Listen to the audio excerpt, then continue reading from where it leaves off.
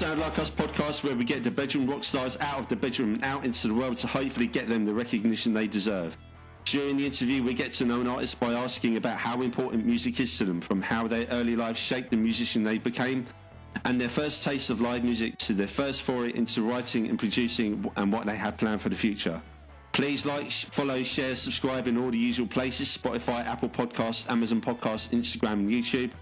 Big thank you to everyone that's done so already. Please spread the word far and wide to your friends and family, and even that annoying prick you sit next to at work. If you like the podcast, please subscribe on whatever podcast platform you use. This helps give the algorithm a big old slap on the chops and gets those musicians even more of the exposure they deserve. If you're a musician, singer-songwriter, rapper, producer, DJ, MC, or even, God forbid, a drummer, and you fancy joining me on the podcast, please don't hesitate to get in touch and we'll get you on. We are also proud to announce that we've partnered up with our mates at East London Recordings. East London Recordings is an independent record label run by independent artists for independent artists. East London Recordings has grown into an influential label committed to helping artists realise their full potential. We will be working with East London Recordings by interviewing their artists on the podcast, giving them more exposure on their background, what inspires them, where they are performing, and what music they have coming out in the near future. There will be many more things to listen out and watch out for, so keep those eyes out and ears peeled. Thanks for listening and enjoy the show. Welcome to the Sound Like Us podcast, and a warm welcome on this lovely sunny morning to today's returning guest, independent singer-songwriter Alan Dreezer. Alan, good morning, welcome back, and how are you doing today? Yeah, I'm good, Martin. Thanks for having me back on. It's a pleasure. So we were just saying off camera, weren't we? It's been a year. Yeah. And how quickly that passes, doesn't it? I know, time flies when you're having fun, doesn't it? Right? Something like that. Or if you're trying to get people to part with their cash, we were talking about that as well. That's a bigger subject, but yeah, we were getting a little bit too wound up, so we kind of cancelled that, didn't we? that's a rabbit hole we could disappear down and never come back, you know. Oh God, don't. You know, right. So, right, let's remind people about yourself and your music, Alan. Yeah, certainly. I've been a singer-songwriter for many, many years, but I've been a solo artist this is my 10th year as a solo artist. I've released 2 albums already, and just about to, having me back on is part of like the kind of release campaign, if you like, for the new album, which is out on June the 2nd. It's called Nothing Changes If Nothing Changes. So upcoming single out in just over a week's time, and then the album follows the week after that. So pretty busy at the minute with stuff. So good, it's all full on. Yeah, absolutely. So maybe you can start by giving us a bit of a brush over what you've been up to in the last year since we last spoke. Yeah, so I had a bit of a breakthrough last year. Pretty much, it was actually about a few weeks after we spoke. One of my songs from my first album, it was only an album track, but one of my songs got picked up in like an online campaign for a company. So the company used my music in a series of adverts over about a 6-month period. I had a huge, the biggest kind of like influx of money coming into my Performing Rights Society account than I've ever had before. So it was kind of a game changer. Whereas I was thinking, well, maybe I could release an album, it turned into, well, now I actually can physically do it. So that was a huge change for me. So the second part of 2025 was finishing the recording of 5 new songs, and then adding the 5 singles that I'd already put out to that, making the album. So that's really what happened. That was kind of a game changing moment, having like somebody actually use your music in an advert and getting paid for it, which was great. All right. So what song was that then? What was the advert?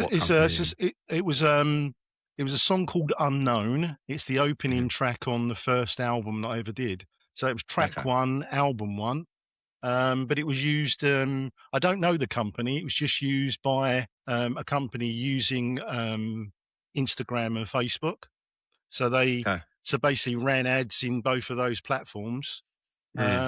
And suddenly, because you basically get a statement from the Performing Rights Society every 3 months. And normally I log in and I kind of go, I go, oh, Okay. Nothing And there. then and I logged in. It was like, What? you know, like what? You know, like this is like a huge amount of money. Yeah. But actually, it's kind of led to another kind of issue, if you like. So when I wrote the song with the guy that I've been writing with for 15 years. And I submitted all the information saying, look, I wrote this, he wrote that. You know, this is our split between me and him on the song itself. But he never registered the song himself. So Right, when this money started to roll in, he wasn't getting anything. So then we were like, well, I registered him as a writer. Yeah. But yeah, so there's been a bit of an ongoing battle to try and get his half of the revenue kind of thing. So Yeah. so it's a bit of a watch out. If anybody that's watching this is a musician and you're co-writing with somebody, definitely make sure that both of you actually register the song, you know, because you can get caught out with stuff like that. Yeah, because if you let it go too long, a bit further down the line, there's a lot of I mean, this song was like from legal things. This song was from 2018, Martin, and suddenly in 2025, it's picked up in an advert. Yeah, you know, it does happen. You know what I mean? Yeah. So definitely a watch out for people. That's for sure. Absolutely. Right. So your new album, Nothing Changes is Nothing Changes, is one hell of a title. Yes. How did that phrase kind of work itself into the writing process for the record itself? Do you know what? It's quite literally every session that we had writing the album, we kind of reminded ourselves of that quote, and it was kind of like a mission statement almost, like to try. Basically, if we were writing a song and we were using a particular piano sound or a drum sound or something like that, if we'd used it before, we discarded it straight away, because it was like, let's just focus on trying some, because like life is like that. Nothing changes if nothing changes if nothing changes. If you keep doing the same thing, you're going to get the same result. And I was thinking, well, you know, you want each album to be hopefully bigger than the last and more successful than the last. So so every session that we did for writing the album, we kind of almost said it out loud before we started, and then started the session, and it kind of like pushed us to get out of our comfort zone, you know, like as well. You can kind of get a little bit safe with what you're doing. And this time, we really sort of pushed ourselves to try some new stuff, some different slightly different genres, bit more ambient music, that kind of stuff. And I think it worked. It definitely kept us on our toes. Yeah. It's got a hell of a rich sound on it. Oh, thank you. Appreciate that. I mean, I guess it's kind of like like you say, a kind of thing. You know, we're going to go into the studio today. We're going to do something different. We're going to make it work. Because if we don't, you know, you're going to get the what same result. Doing it for? Absolutely. Yeah. So it definitely was a really good kind of like, you know, kind of baseline starting point for every song. So that was really definitely helped us. Yeah. So the new single, which I think we're going to play out with a bit later today. Good. If that's okay. Yeah, absolutely. Is called Delusional, which kind of tackles the themes of ambition, identity, and feeling misunderstood. What inspired that? Do you know what? It was, it actually went back. I started writing it thinking about, I was in a band before I started working solo. I was in a band before I started working solo, and we had a huge gig coming up, probably the biggest one we ever did. And I remember kind of like everything in my life sort of taking a back seat, and all my thoughts and kind of everything that I was doing was this gig, what we doing about the gig, you know. That was kind of like almost like in a panic, you know, like it's got to go well. And I think what tends to happen when you got something huge on the horizon, you know, all your other relationships and other things that are going on in your life kind of take second place. And that was part of it. And also, like, being an independent artist, I think at times everybody feels a little bit delusional, you know, like, you know, what am I doing this for? You put a post out on social media, and maybe you get you get one or two likes on it, and you think, well, is anybody watching? You know, like, so that is kind of like, it also tackles a little bit about musicians' mental health, because I think, I mean, I personally like try and be quite strict with things like social media, and try and take regular breaks from it.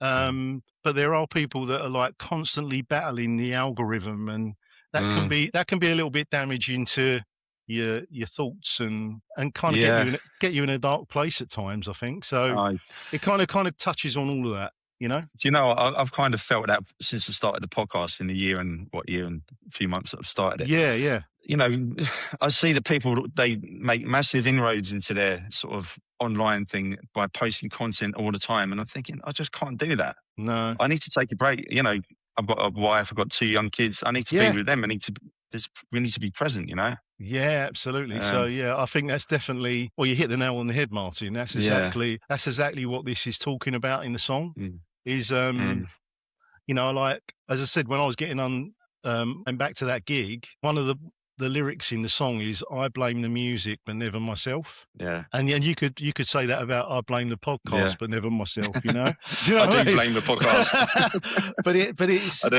but it's you that's kind of, you know, you're driving that, aren't you?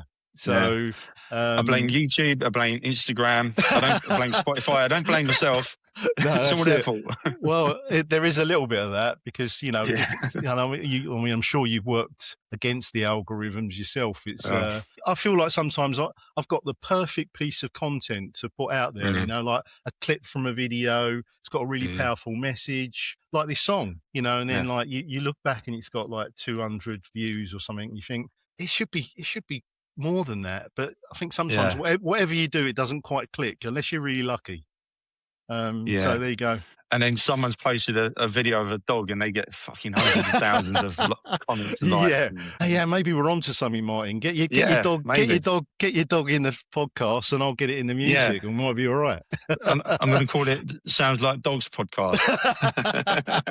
Yeah. Which dog is this? That's a great idea. Right, so going back to the single Delusional and the themes that we spoke about, was it kind of easy to channel those emotions into the song? Do you know what? I'm a bit of a guy that wears his heart on his sleeve, but with this particular one, you know, I did hesitate about talking about, because it kind of deals with mental health, and that's a touchy subject, isn't it? You know, like it's you know, you want people to be uplifted and happy when they're listening to music. So is it something you want to talk about? But I felt really strongly, having written it, that I should. You know, I've kind of gone for it, and I've kind of the video and the lyric video is in aid of the charity Mind. So I've kind of linked all of the all of the stuff that I'm doing on social media with them. And they've been really supportive and sent me some nice messages and stuff like that. So go on. Do you know, Mind are brilliant, because I played in a charity football game for them last week up at Peterborough United. Oh, really? And because for my job, I'm a train driver, and right. We played against another train company who very tragically lost 2 drivers to suicide, and so it's massively important. Of course. Supporting people's mental health and doing what I do for a job. You see far too many people taking their lives that way. So, you know, all the work that people do for mental health, whether that's from football, music, or whatever, it gets the message out there. Yeah, definitely. I mean, I'm going to be honest on this podcast, Martin, and say that I've not suffered with mental health issues too much myself, touch wood, not until this point. But I grew up around a family member with it, and it's huge. You know, it shapes your life, particularly as somebody growing up with it. It can shape your whole life, you know, because it kind of distorts what a normal childhood is like, you know. It's a silent pandemic, I think people call it that. Yeah, no, absolutely. Yeah, I mean, you know, like you can't spot people that have got that kind of issue, can you? You know, it's not like a broken arm or something, is it? No, I mean, I had to take 3 months off work because of it last year. Really? Yeah. And my work was fantastic with it, and everyone around me was fantastic. I got help, and, you know, here I am. I'm much better. So people need to make sure they make that change and see that people are. Yeah, no, good for you. And so and I kind of totally echo that. As I say, you know, growing up around it is for. I mean, I was the eldest of 3 children, and we've all, I'm obviously a lot older now, but all three of us have like had our issues on the back of that. So it definitely kind of, it's like a ripple on a pond, isn't it? It kind of spreads, it spreads to so many people and so many lives. Yeah. So yeah, I'm glad we're talking about it. It's a big, Yeah. it's a subject we should be talking about more. That's for sure. I completely agree. So can you tell us a bit more about the writing process behind the album? Like at what stage did you involve Elliot, your producer, and what the recording process was and stuff? Definitely, yeah. I mean, I always start with a lyric. So I feel like if I've got something to say in a lyric, then I'm onto something. That's always the starting point for me. So I work on a lyric, and that kind of can take. Sometimes I'll write a whole lyric in half an hour. Sometimes it takes a few weeks, and then I kind of then I kind of look at melody. So I get to the point, Martin, where I can sing the song without any accompaniment. I know the whole song. I know the whole song in my head. And then when I get to that point, I record that and I send it to my producer, and then he comes in and we talk about maybe what tempo it is and what sounds we might use and that kind of thing. And then we build a song from that. So yes, always starts with the lyric for me. I mean, I know a lot of people are, I'm not particularly like I'm not a great musician in terms of like playing. But I feel like what I can do lyrically and with melody, particularly when you're working with somebody that is a fantastic musician, and Elliot is one. I think that combination is, it definitely works for us anyway. So that's how we always do it anyway. And obviously the album and the 3 albums are kind of like proof of that, really. Yeah, definitely. So what was the recording process like? What does Elliot have a studio? Or is it something at home or something? this time we took a bit of a gamble. I did it a little bit on the last album as well, but a lot of this stuff was recorded remotely. So I've got, I mean, you can see my microphone here. So I would actually record a finished vocal here, send it to him. He would work on it. He'd send, what he did back, and it would be a back and forth thing. So that's kind of how it works for us. Because I live in Eastbourne, and he lives in Essex. To make a session happen face to face, it's quite expensive. It's a long train journey. It's a night in a hotel. It's all the costs involved with like food and stuff like that. So it can rack up to hundreds of pounds. So we went with recording remotely, and pretty much the second half of the album was all done like that. So different. It doesn't always work because it kind of limits that on the spot changing things. Because if I've already sent a finished vocal, I can't then change it, or not very quickly anyway. So it does kind of limit that spontaneity, but at the same time, it keeps the original idea on track. So but do you know what? As well, you found a groove that works for you both. So absolutely, certainly, no, definitely. So and Elliot's very good at adapting. He's got some like particular apps and stuff that he uses, so I can actually when we're recording, I can actually dial in through the headphones into his desk. So I'm hearing what he's doing, or what he's playing, and what he's using real time. So that's pretty cool. Yeah. So it's with a company called Audio Master. And they've set up this app where you can literally, you can hear what's going on in a studio, 200 or 300 miles away, real time, which is pretty cool. Yeah. Right. So your influences range from, the likes of George Michael, James Blake, Ritz and Jungle. How have those artists helped to shape the sound of the record? Well, George Michael's been a big influence on me from, I think we spoke about this on the last time we spoke, actually. Probably, yeah. He's my hero. He's the guy that when he wrote the song A Different Corner, that was the inspiration for me to start writing songs myself. So he's a huge one. James Blake, he's somebody that I've kind of got into in the last few years, and it's kind of his production ideas and the way that he kind of, a lot of his stuff is kind of off kilter. It's not kind of regimented. Some people might call it even a little bit weird. It's ambient. Do you know what I mean? But I love it. I love the way he approaches each song, and he's got a really haunting voice. So he's a big inspiration. Jungle is for songs like Butterfly. You know, songs that are really I don't know how much of Jungle you've listened to, but you a lot. their songs. As soon as you start playing their songs, you start smiling, don't you? They're so uplifting, those songs.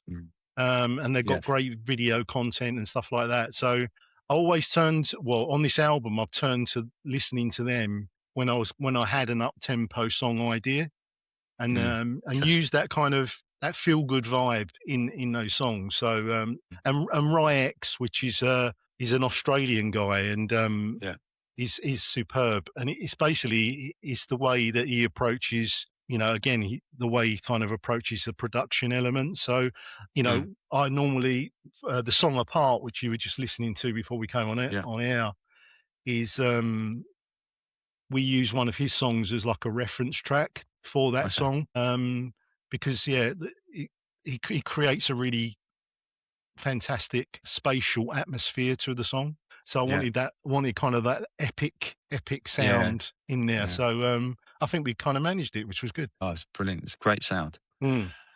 So the album explores vulnerability in quite a lot of depth. Has making the record kind of changed yourself in any way personally, or? Yeah, it definitely has. I mean, in terms of certainly with the title, Nothing Changes If Nothing Changes. I think I thought about that more and more as through the writing process, in terms of like, you know, looking at my life as well. You know, looking at you know what's good about it, what I can improve, and being, like you said earlier on, being more present. You know, so yeah, that's definitely helped me through the last couple of years with the writing of the album. It's definitely made improvements in my life as well, which is really good. So I find writing songs and stuff anyway very cathartic. You know, very like, you know, if you get something that's in your head and it's kind of bothering you on paper, it feels like it's left your mind a little bit.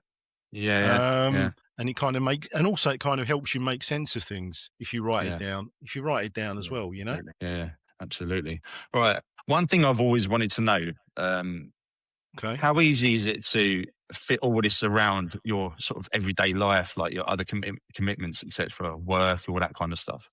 Does it all kind of fall into place? Is there a lot of planning and prioritizing involved? There is. I mean, for example, I've got the next week's worth of content going out on social media is already done. So I've kind of I schedule content in advance. So when I get an evening, when I get an evening where not much is going on, I'll sit there and do maybe 5 or 6 different social media posts. And then tomorrow, the following day, and whatever's. The other thing as well is that, I mean, a few people have said to me, you know, you're the hardest working independent artist I know, which is a really nice compliment. But I'm quite lucky because I'm kind of semi-retired. So I've got a couple of things that we and my wife do, like business-wise at home. But it gives me a lot of time to.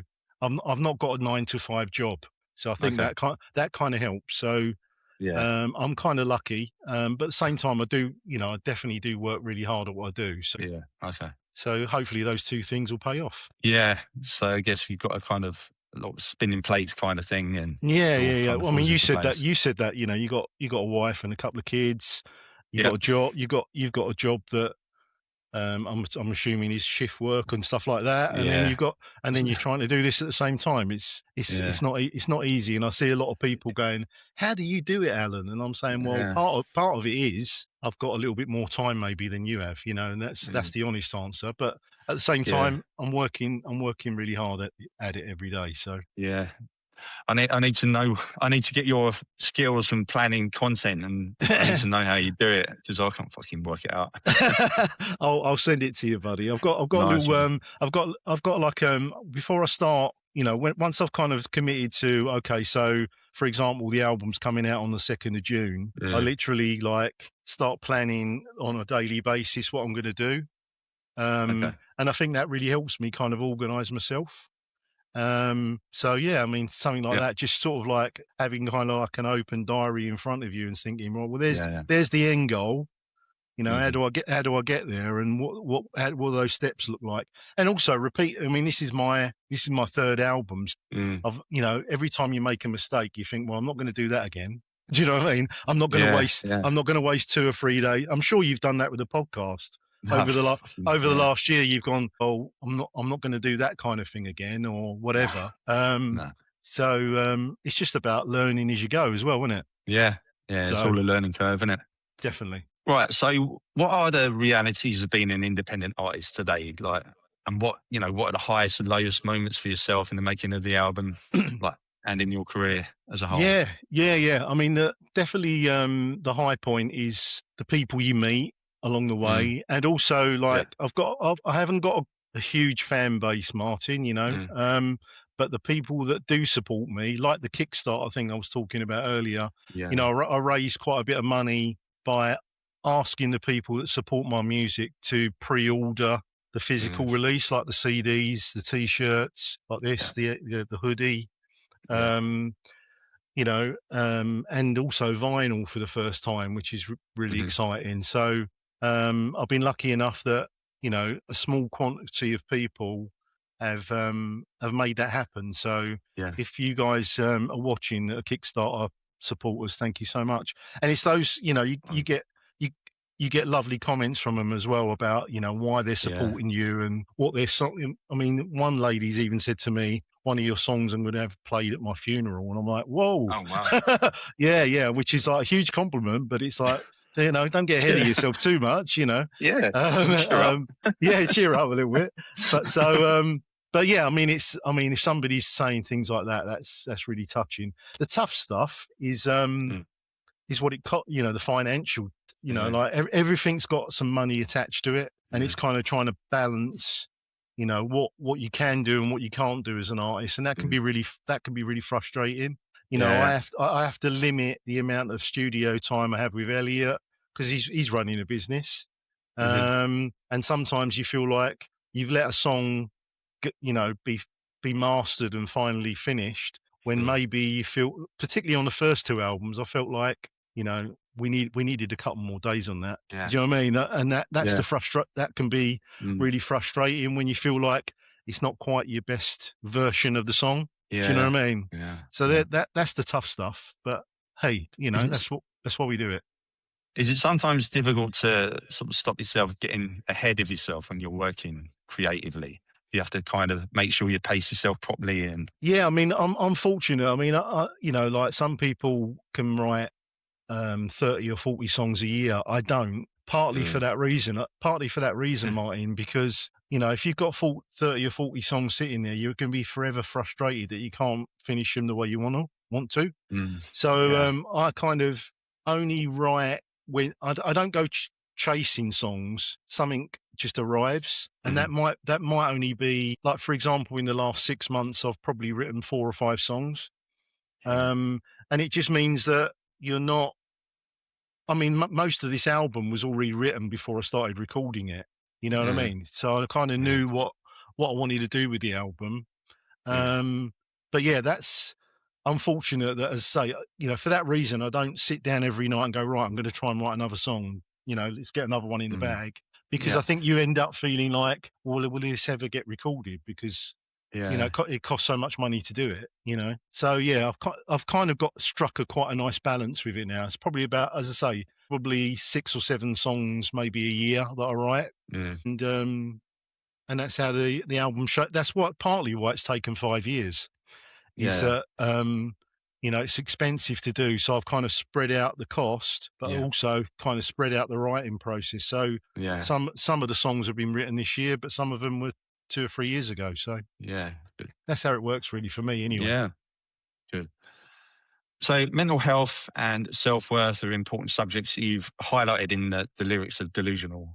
How do you manage those challenges, like, while still remaining creative? Personally speaking, for me, it's about, like, for example, a little bit like the planning thing that I just said a minute ago about planning when I'm going to start a campaign for a single or an album, and also when it's going to end. Because I feel like if I've got an end point, what I then do, for the last 2 singles, or even probably further back than that, as soon as I've kind of put the single out and promoted it for a few weeks afterwards, I then I delete all of the social media apps and don't go near them for maybe a month. And I feel like I go back to reading and, you know, walking and being present. And I think rather than that kind of like, where's my phone? You know, I need to have another look at how many likes did I get today? You know, like I think you can kind of get overly obsessed by it. So I definitely take through the year kind of regular breaks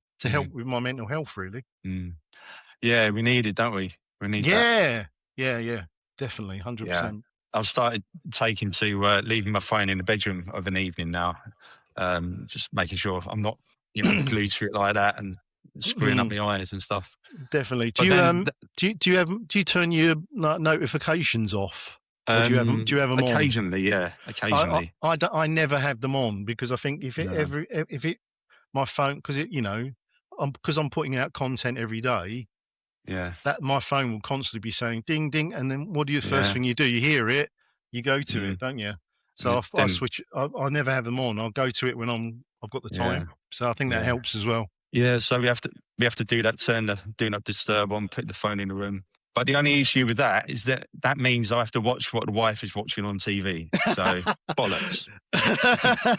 Is it EastEnders and Emmerdale? And no, it's fucking Grey's Anatomy. Right, okay. Some of the stuff we're watching at the minute is quite good. There's that Sky Petter that's on Amazon Prime. Pretty good.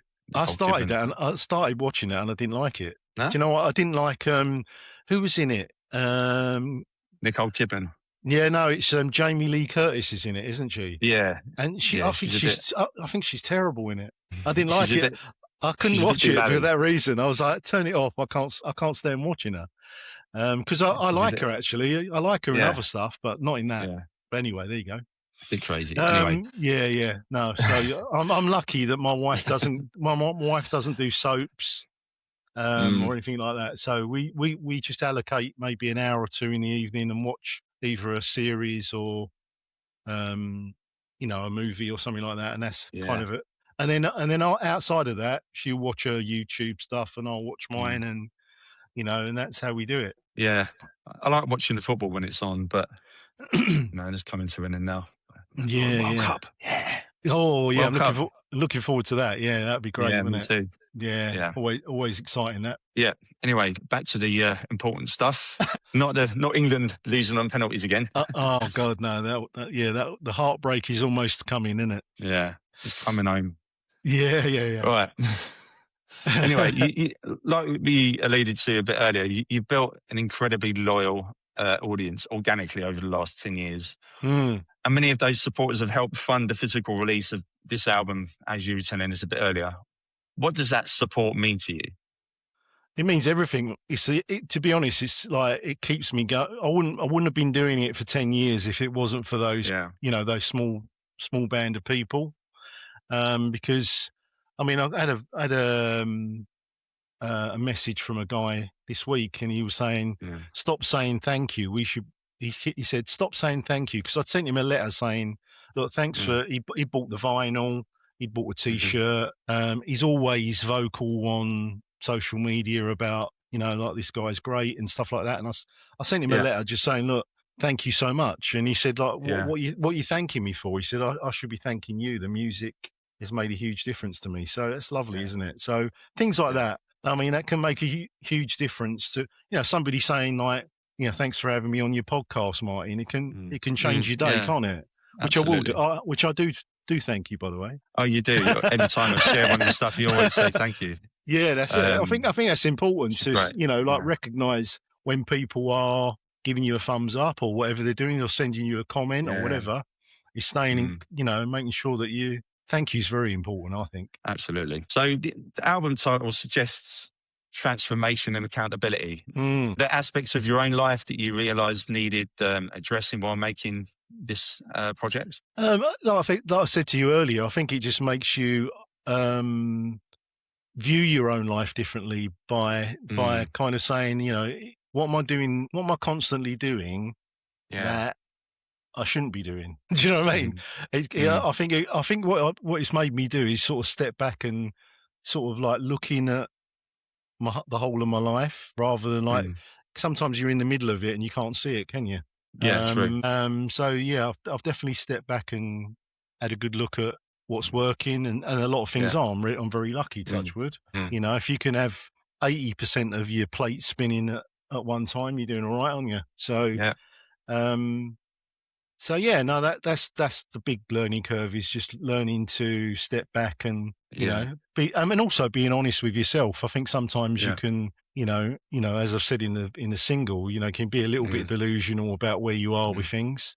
And I tried to look in the mirror and say, look, why did that happen? What did I do wrong? You know, that kind of thing. So that kind of stuff. Yeah. You were saying a bit earlier about the making of the album is like quite a cathartic experience for you. Tell us a bit more about that. Yeah, I think right back to, like, what I said earlier, when George Michael wrote that song "A Different Corner," it was so honest and so you know, like, open, you know. And I thought that could I do that as a songwriter? Can I be the same? And I think when I became because when you're in a band, Martin, and I was in a band for many years, you have to kind of like feed into everybody else's ego and what they're doing, and and what they like and what they don't like and stuff like that. And that can be frustrating. But as soon as I became a solo artist, I kind of thought about, well, you know, I can be anything I want to be.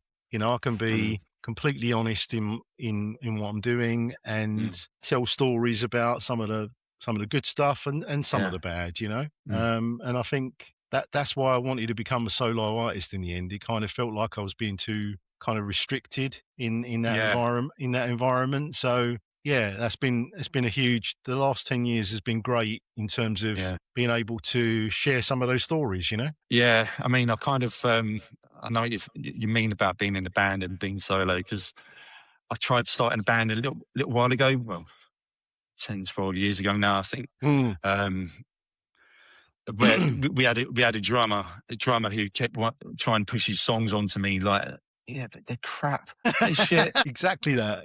And you got to be, but also you got to be kind to the guy because he's playing drums for you.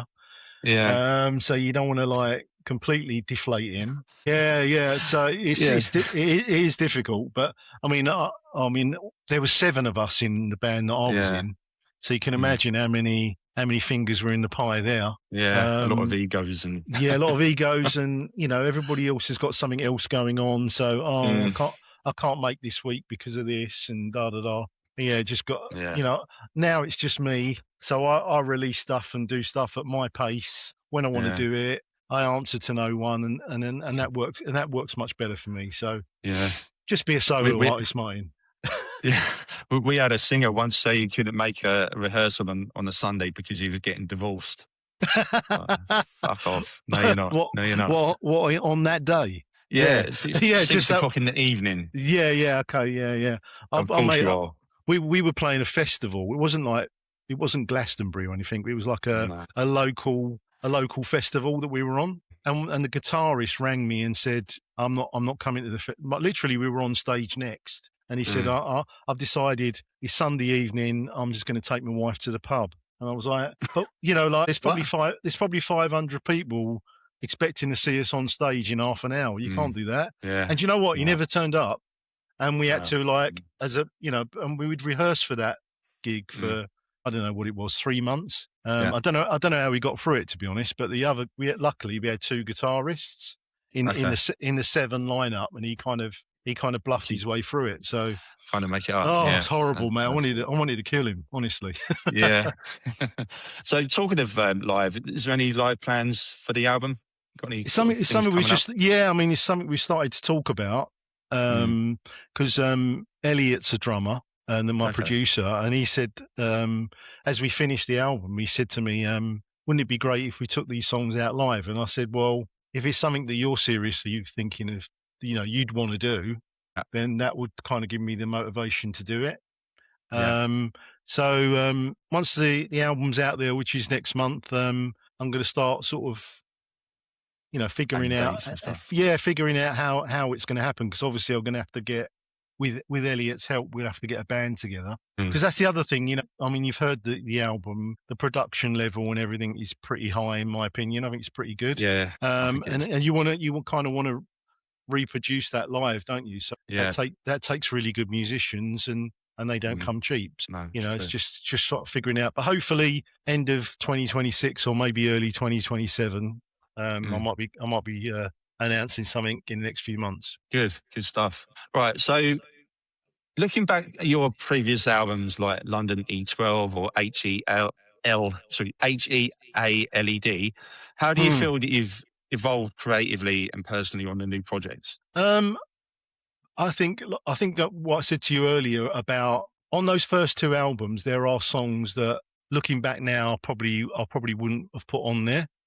And I think, but what happens is, Martin, you start recording something and then you realise it's not working. But you've already committed to recording it. So it's like, well, do I then just throw it away and waste that money, or do I put it on an album? So, I mean, fortunately, it's not too many of those songs. But on those first two albums, there are tracks where either needed disregarding altogether or needed more work. So, that's this particular album for the first time is my absolute vision. You know, I'm happy with every song on it. It's exactly how I wanted it to sound. I'm happy with my own performances on it. So that's all you can ask, isn't it? Yeah, absolutely. Kind of, what do you hope that people take away from it after listening to the album? I think it's got a good mix of up tempo and ballads. I think I think there's some good messages in it, like Delusional with mental health, and different things like that. So I think there's something for everyone on it. And I think it's a good, you know, I think it's got good flow between the up tempo stuff and the ballads. So yeah, no, I'm really proud of it. So go and stream it. Stream it, people. So there's a lot of relatability with it. Definitely, yeah, I think so. I think there's something you can see in yourself in a lot of the songs.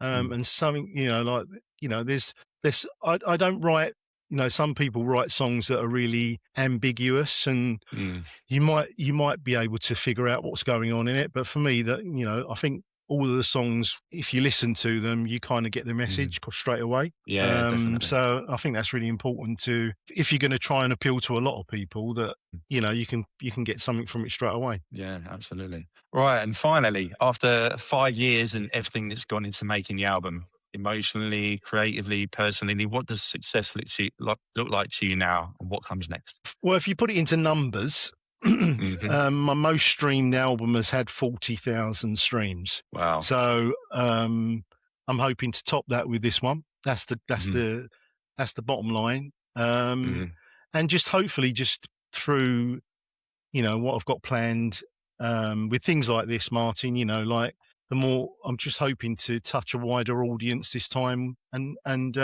get more of those. You know, as I said to you, I've got that small core of loyal people.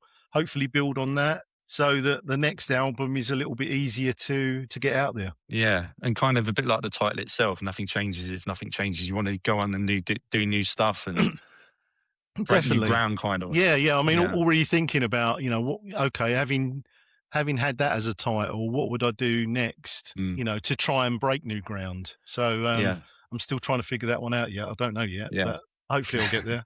Right, and that brings us to the end of the interview. Have you enjoyed being back on? I really have, Martin. Yeah, it's been good to see you. I mean, as I said to you, you know, where does the time go? That year flew by, and I really appreciate your support. I hope the podcast goes from strength to strength. Hopefully. And you know that I'll certainly be supporting it anyway. Yeah, brilliant. Right, so do you want to tell people again what's next for yourself? Yeah, certainly. So the new single Delusional is out on May 26th. The official lyric video is out on the following evening, the 27th at 8 p.m. The album's out on June the 2nd. And I've already shot a music video for it, which should be out the week of release, but we have still to confirm that. And you can find it all at alandreezer.com. So just go to alandreezer.com and you'll find all the information there about me and the music. Brilliant. So you've got any socials as well, Instagram?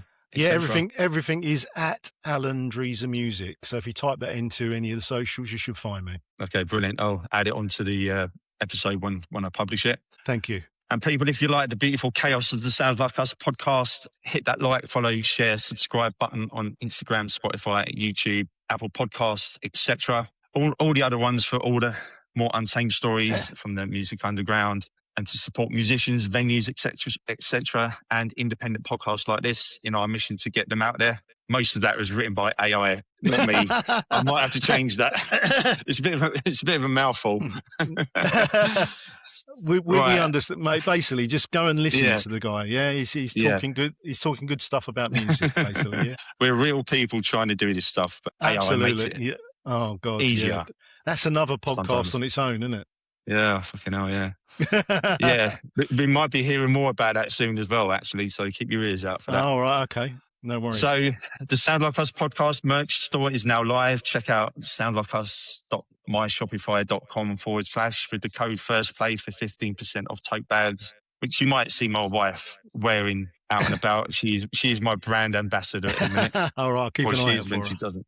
She's when she doesn't forget the bag. But finally, and to play us out, Alan, would you like to introduce your track? Certainly. This is my new single, Delusional, on the Sounds Like Us podcast. Brilliant. Alan, it's been a massive, massive pleasure having you back on the podcast. I really, really appreciate it. Thank you. Lots of love and lots of thanks to you, my friend. Yeah, and guys, make sure you go and follow Alan on Instagram and stream the album, pre-order the physical release. And you're trust me, you're going to love it when it comes out. Alan, once again, it's been a pleasure again, my friend. We'll link up again soon. Definitely. Thank you very much. Until the next time, Martin. Thank you again. Brilliant. See you soon, mate. All the best.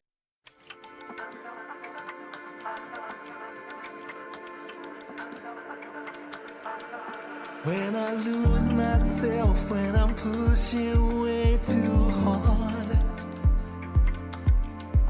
when I'm zoning out, nothing else is on my card. When I'm reaching out, wishing on that shooting star.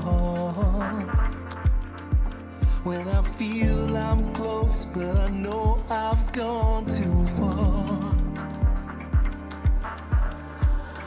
I blame the music, but never myself. I blame the music when I should have asked for help. Who did I leave behind? What is the price they're paying? Where will it all end up?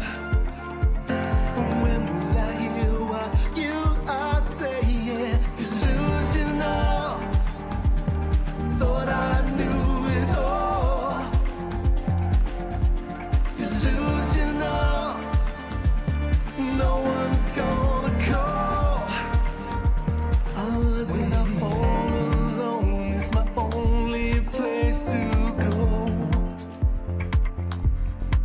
When I'm feeling lost, it's the only face I know. When I'm broken down, it's the way that I survive. When I want to give up, it is why I'm still alive. I blame the music, but never myself. I blame the music when I should have asked for help. Who did I leave behind? What is the price they're paying? Where will it all end up? When will I hear what you are saying? Delusional, thought I knew it all. Delusional, no one's gonna call. God, I love the process. I love the feeling. I love the journey.